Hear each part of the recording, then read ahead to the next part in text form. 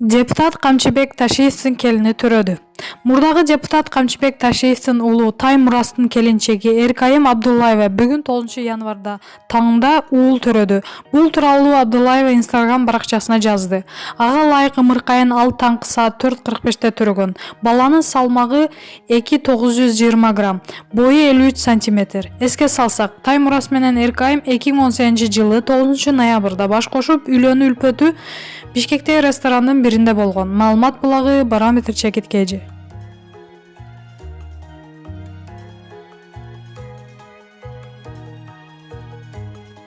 Ырчы Алмаз Шаадаевдин башына операция жасалды.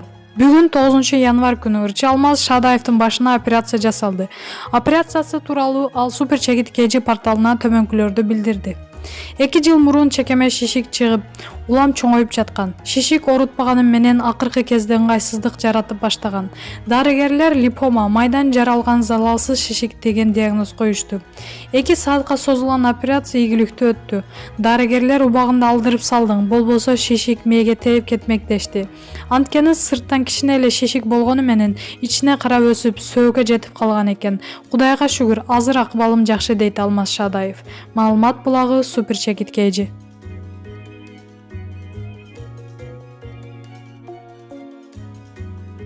Америкалык Айсулуу Тыныбекова тууралуу кино тартууда.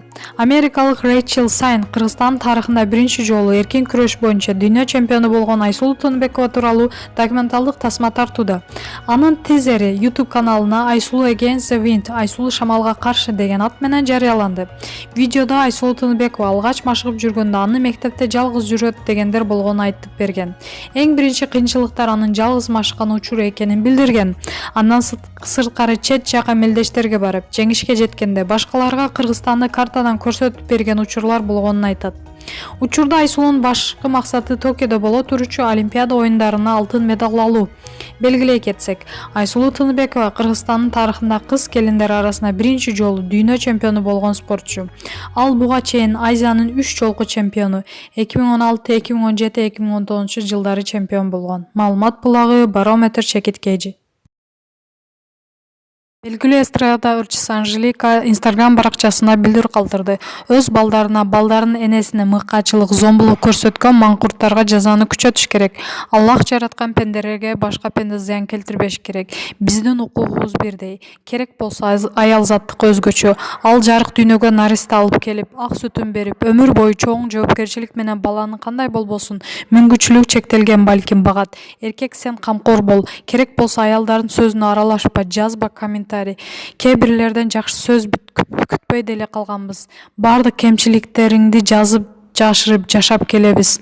Ким жаман десе эле аял жаман дейт экен. Аял болбосо сен ким болосуң? Сен өсүмдүккө айланасың. Жашоонун гүлүнө суу куюп, бапестеп багуу сенин милдетиң. Алсыз эркек аялдын жанында өзүн баатыр сезип кыйынсынат. Күчтүү эркек аялына, балдарына чаң тийгизбейт, душмандарын коргоочу, талакпай эмгектенген хам болуп жашайт.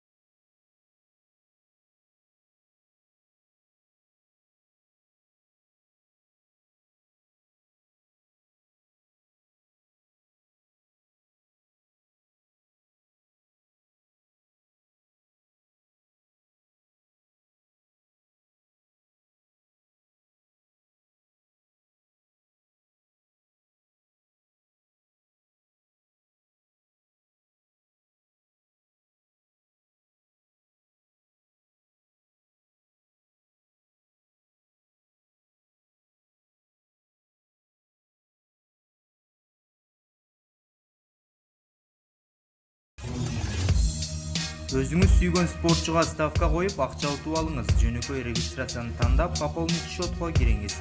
Арлан аркылуу акча толуктап, миллиондогон утуштарга ээ болуңуз.